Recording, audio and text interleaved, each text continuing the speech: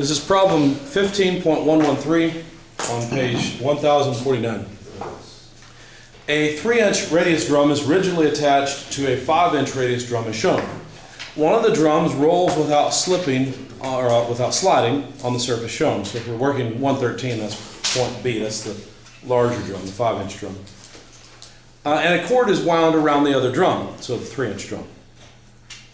Knowing that at the instant shown, end D of the cord has a velocity of 6 inches per second and an acceleration of 20 inches per second squared, both directed to the right, determine the accelerations of points A, B, and C of the drums. So let me sketch the particular problem we're working with.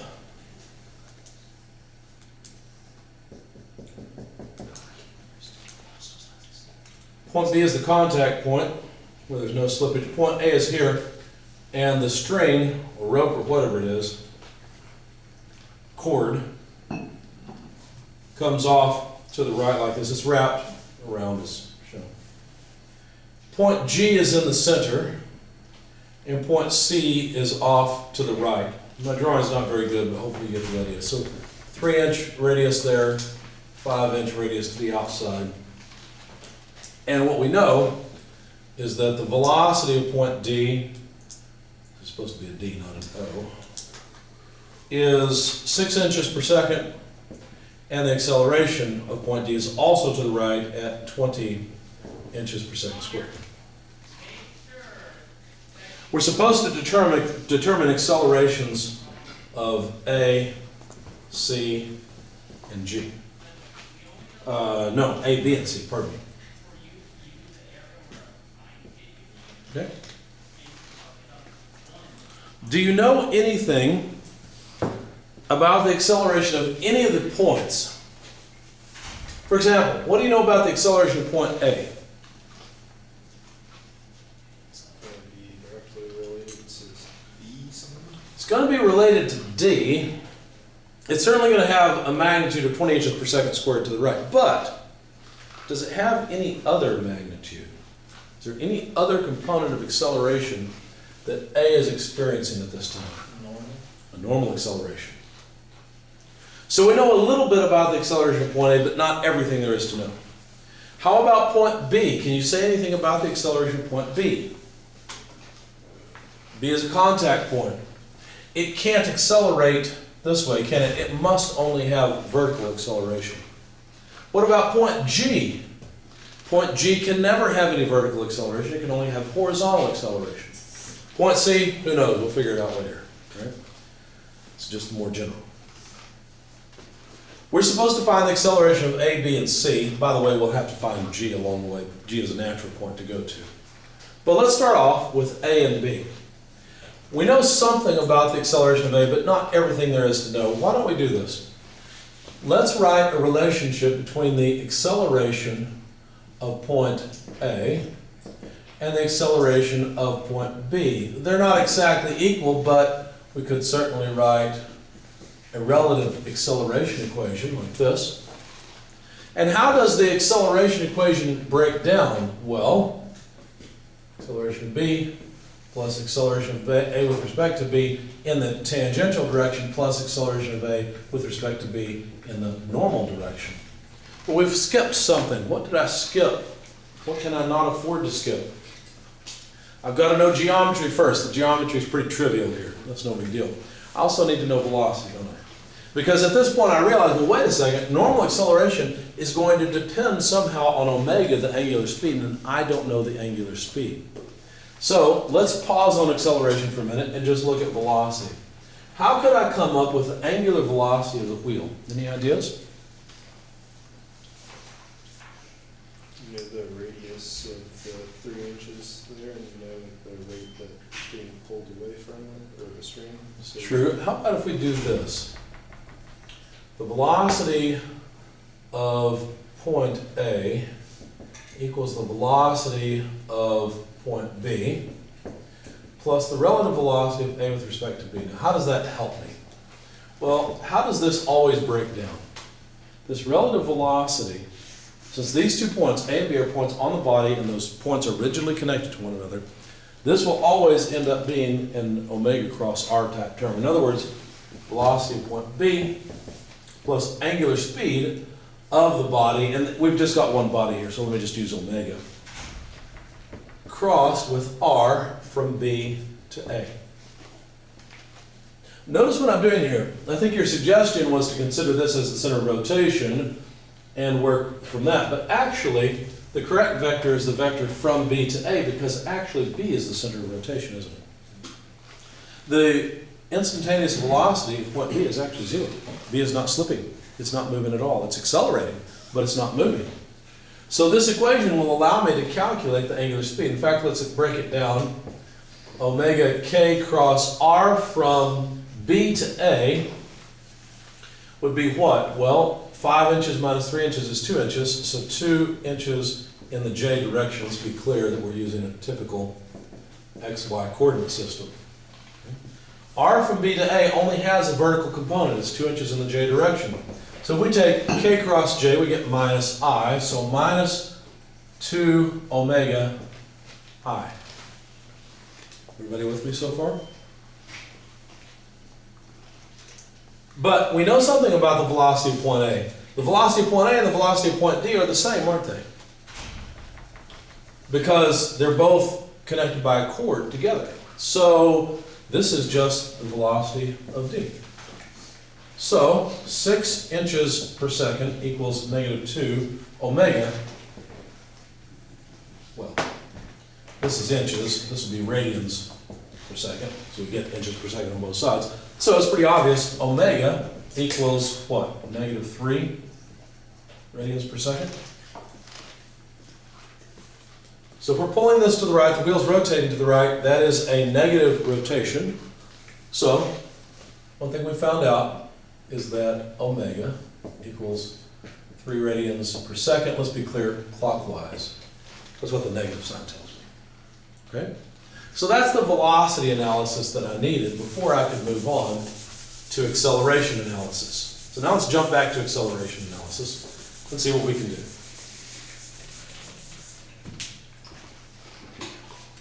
What do you know about the acceleration of point B? It can only have a vertical component. It can't accelerate horizontally right now. So let's put that bit of information into the equation. What about the tangential acceleration? Tangential acceleration is always what? It's alpha cross r. Okay, so the angular acceleration of the body crossed with r from B to A. That's how the tangential acceleration always breaks down. It makes it easy to write. You don't have to think, you can just write. The normal acceleration always breaks down as omega cross r from B to A. Okay? Now obviously alpha and omega, the angular rotation rate and the rate at which it's changing, those two things all are only in the k direction, maybe positive or negative k, but it's not rotating about the x and the y axis because this is just a two-dimensional problem. So alpha k cross r from B to A. Well, that's just our good friend 2j. Let's think about units for a second. Acceleration should be inches per second squared. If this is radians per second squared times inches, that would be inches per second squared, so everything's okay. And omega cross r, let's think about this for a second. Omega is in this direction, right? Because we're rotating clockwise. So we need to take omega and cross it into RBA. RBA is right there. Right? So how do we go from a vector in this direction to a vector in this direction through the smallest angle? Well, put your hand this way and rotate that way. Right? So this is the direction to the right, is the direction of omega cross r. Now let's take omega crossed with that direction and see what we get. Alright, so omega is still into the board.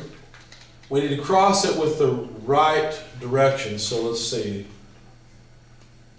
Did I do that right? Yeah.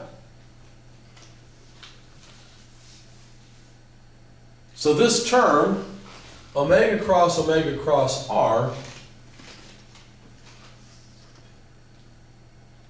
ends up pointing in the negative j direction. Let me double check myself because I expected the opposite. Okay, so let's see. Omega is certainly negative k into r BA, that's to the right, and then negative k to the right. Yes, that would be downward. So this would be omega squared r BA in the negative j direction. Okay? So let's see. Acceleration point B in the j direction plus, okay, k into j. K into j minus I, so 2 alpha minus I. In fact, let's just do it this way. Let's pull that negative sign out here. That takes care of this term and this term. We've computed those. Plus, well, let's pull the negative sign out actually. Minus omega squared RBA J. I guess I substituted 2J here for that one. I should have, let me do something. Let me just double check. This is K, that's K.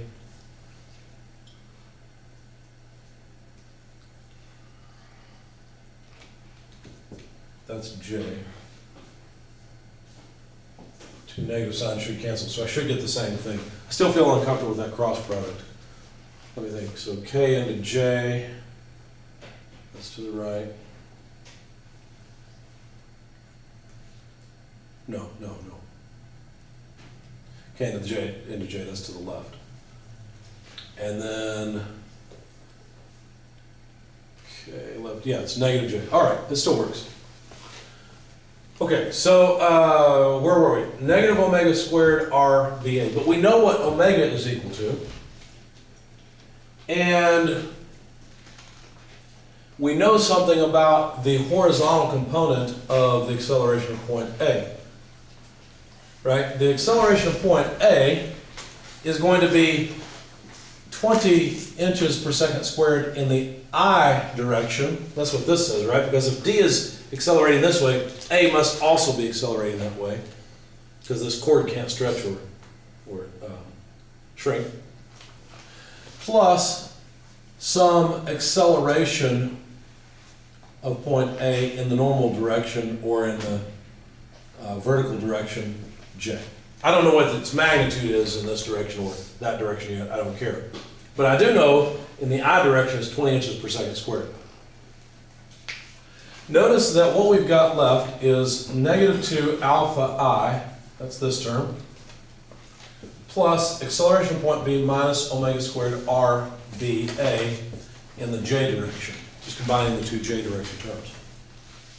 So what this tells me is that this piece is equal to this piece, because those are both I components, right? So 20 equals negative 2 alpha. It tells me that alpha must be negative 10 radians per second squared. So now I've got the angular acceleration, and it's also negative. So alpha equals 10 radians per second squared, and that's also clockwise. Okay.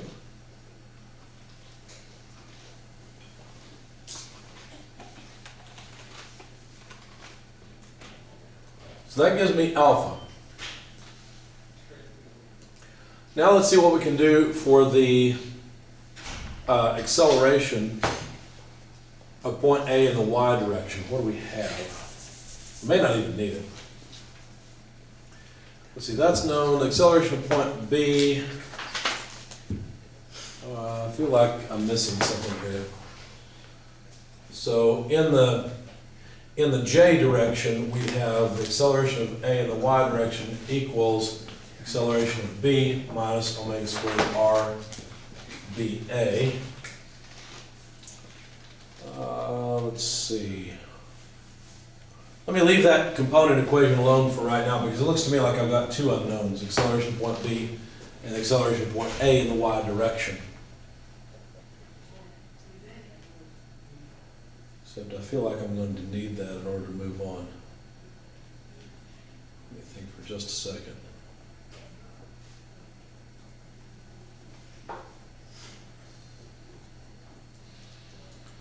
Angular acceleration.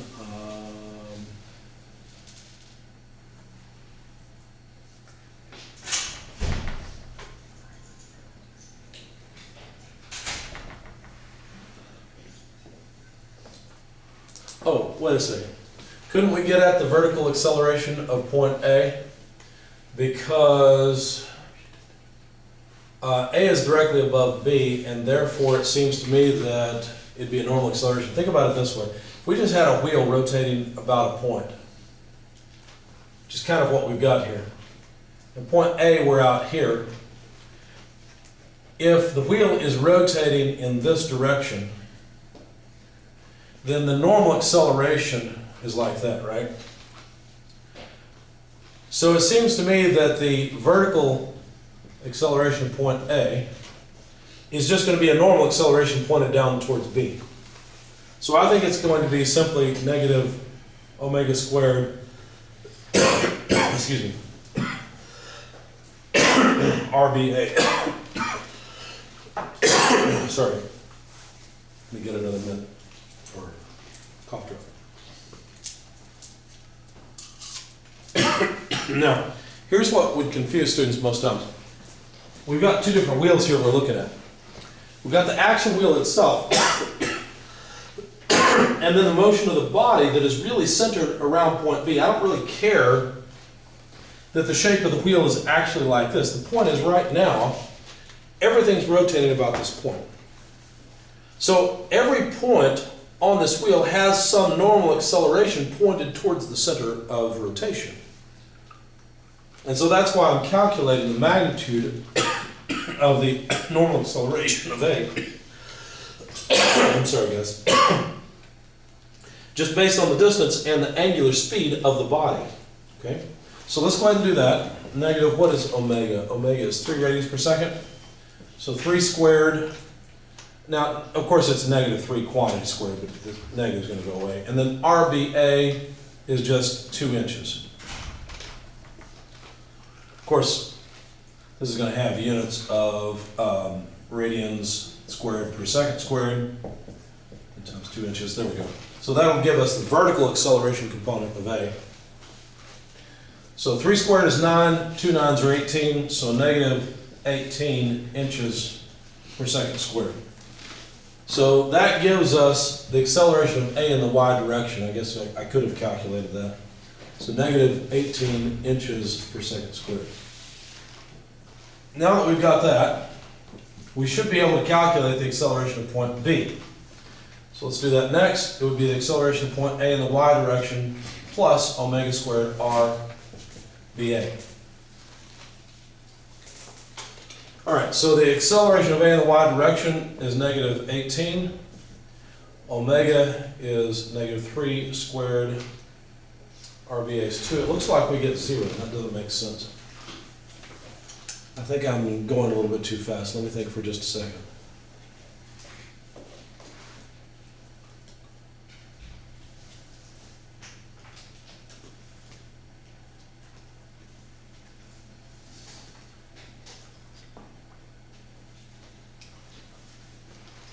Let's see.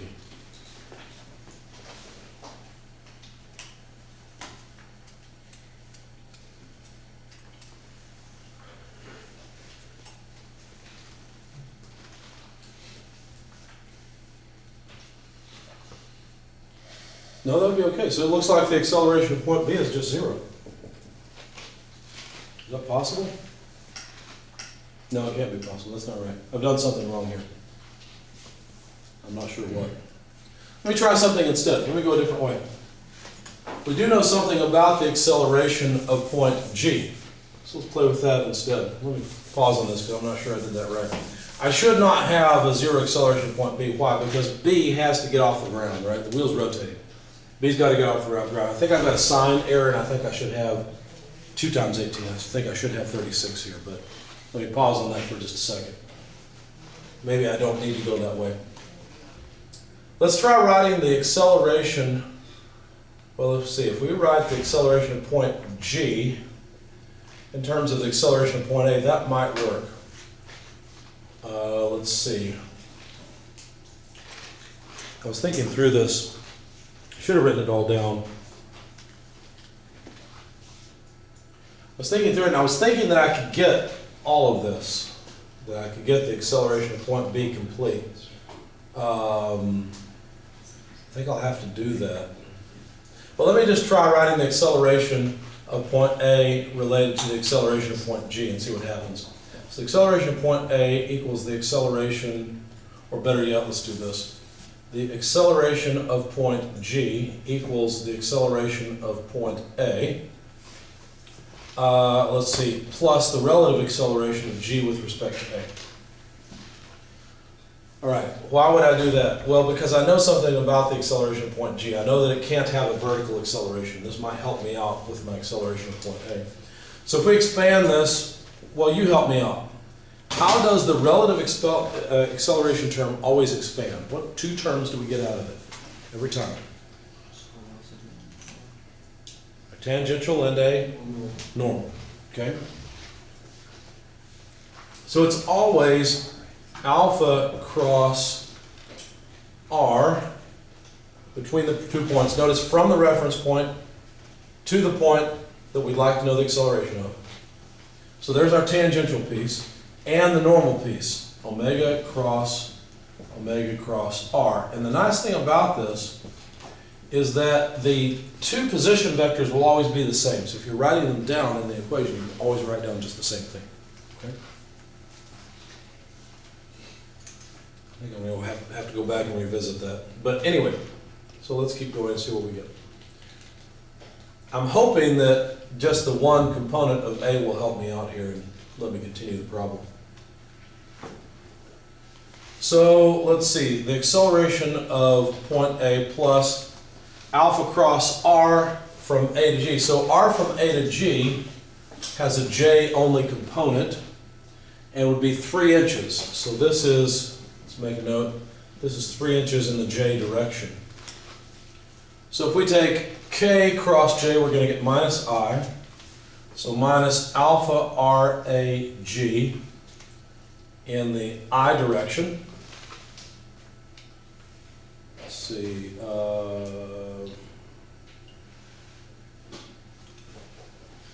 Of course, alpha is a negative thing, so I have to remember that when I plug it in, because I just used alpha in the K direction. K cross J minus I, yeah. And then taking the next cross product, we'll have, well, if we take omega cross J, because the vector r from A to G is still just J, K cross J is minus I, and if we take then K cross minus A, we're going to get negative J. So this would be omega squared RAG in the negative J direction. And the fact that omega is actually in the negative direction won't matter because basically negative times negative is positive, so that should work fine. But the acceleration of point G, we know, can only have an I component. Whereas the acceleration of point A has both an I and a J component.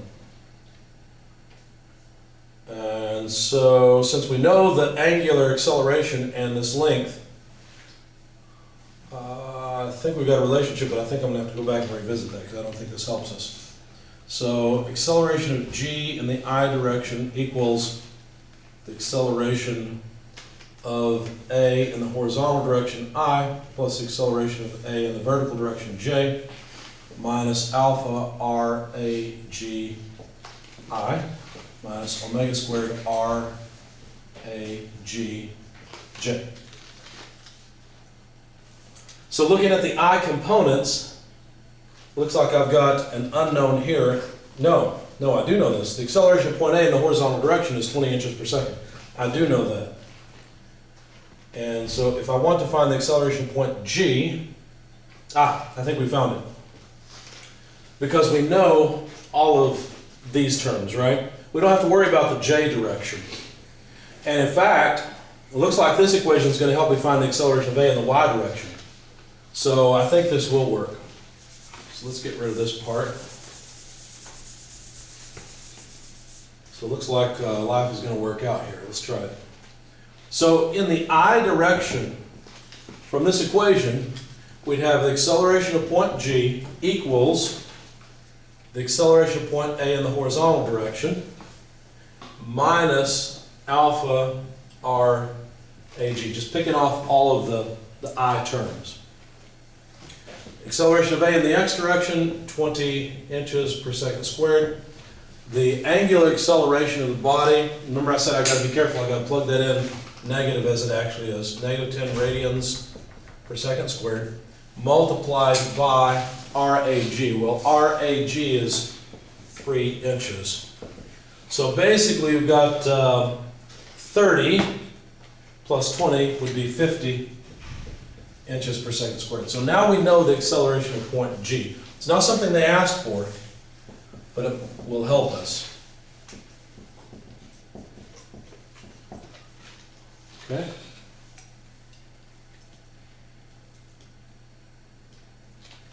Now let's consider the j component. That should give us the acceleration of point A in the vertical direction. We'll finally get one of the answers they asked for. So in the j direction, we've got 0 on the left-hand side. On the right-hand side, we've got acceleration of A in the y direction minus omega squared r ag. So it looks like the acceleration of A in the y direction is simply omega squared r ag. And so that would be, what was it, negative 3 radians per second squared. R from A to G is 3 inches. So 3 squared is 9 times 3 is 27. So 27 inches per second squared. There we go. I'm comfortable with that result. I think that's correct. So the acceleration of point A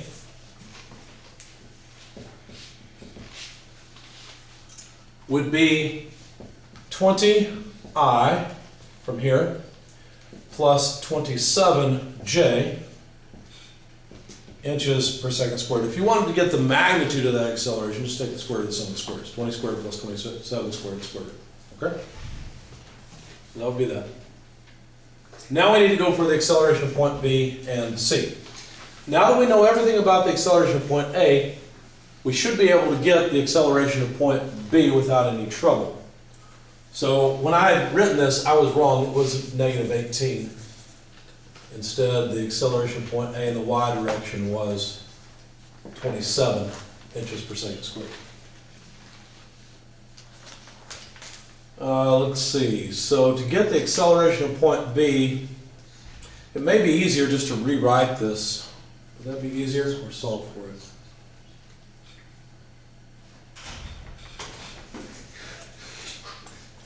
Oh, well, this would be easy. Yeah, so we had the j component. Let's see, let's go back up to right here. So we had the j component, which would be this piece and this piece, equal to that side, right? So let's get rid of, I think we'll get rid of this.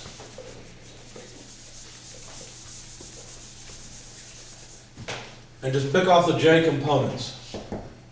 So 27 inches per second squared on the left-hand side equals the acceleration of B minus omega squared r BA, the j component there, okay?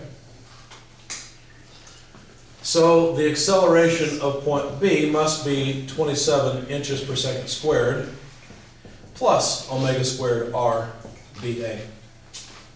So 27 inches per second squared plus omega is negative 3 radians per second, 20 squared. R from B to A is 2 inches. And so what is this? 18. 18 from 27 is just 9. So the acceleration of point B according to what I've just calculated,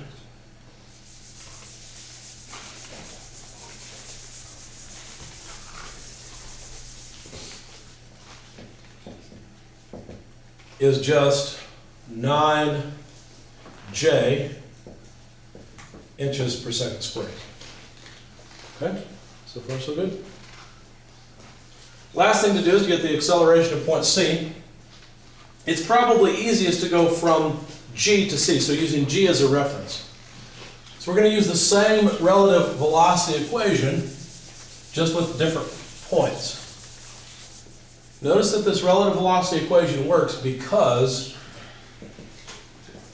G and C are both points on the body. And the body is a rigid body, okay?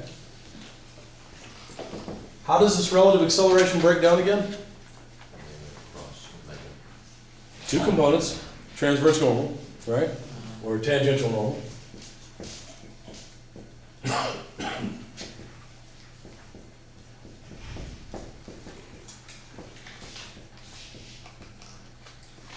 And it's still going to be a cross product with the angular acceleration, a cross product with the angular velocity. So rather than erase this, let me just change the letters. We're using G as our point of reference, C as our point of interest. So all I've got to do is reorder this. Let's see, that would have been from G to C. And this would be from G to C. Okay. Let's get rid of the rest. Excuse me. Get rid of the rest of this, guys. I'm really sorry about the cough. It's really hanging on. I don't know why. Seems like every year I get a cough and it doesn't want to go away.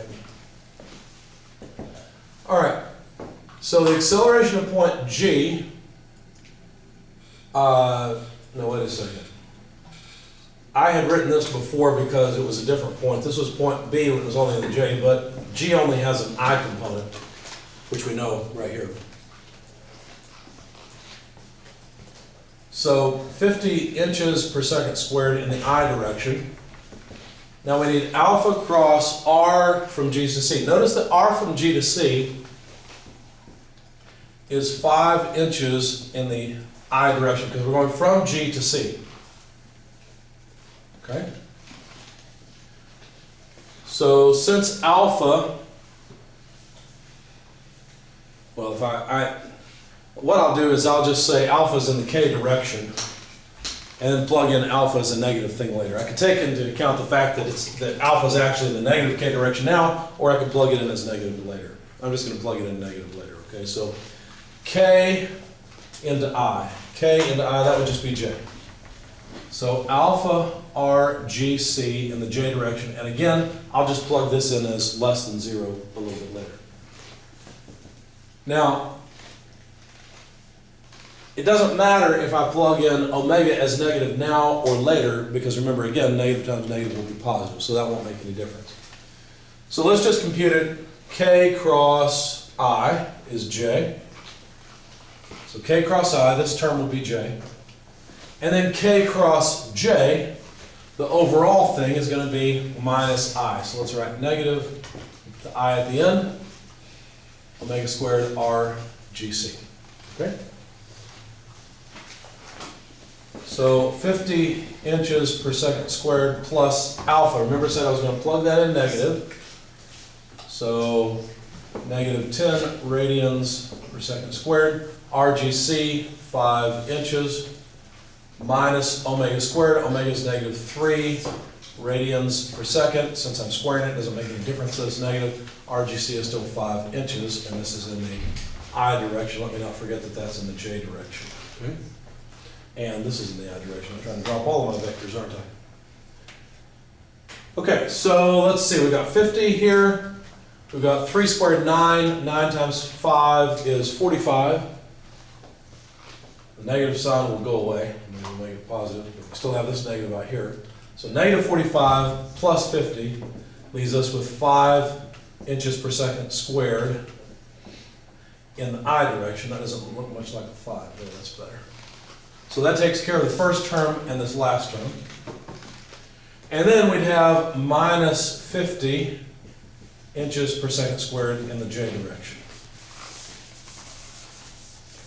And in fact, that is the acceleration at point C that they asked us to find. How about if we do it this way? How about if we put the units outside and clean it up a little bit?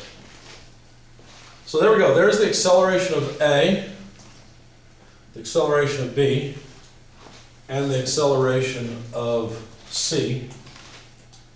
I hope I got them right. I'm not sure. May have made a mistake along the way. If I have a sign error somewhere, that could throw my numbers off. But I know the method is correct, and that is that you always use a relative acceleration equation. Well, you always solve for velocity first, which I did. Because if you don't solve for velocity first, then this normal piece, you won't have the angular speed, for example. Okay? And so the normal piece is something you can't deal with at that point. But then you always write relative velocity equations from a point where you know everything or most everything about that point, so you can find out something about the other point. Okay, that's the general approach that we use to solve these kinds of problems. I know there's a lot of cross products and a lot of confusion because I got lost in the middle of it.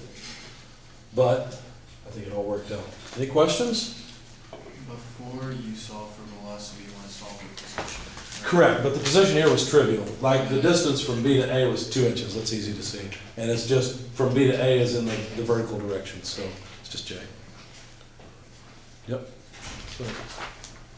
And of course, G and C are horizontal from one another, so from G to C is just 5 inches in the I direction. So no, that's very difficult in this problem. Yeah, position, then velocity, then acceleration is definitely the way to go. You notice we've used position vectors everywhere in here. If I didn't know what the position vectors were, I'd have to go figure them out first. Any other questions? Anything else? All right.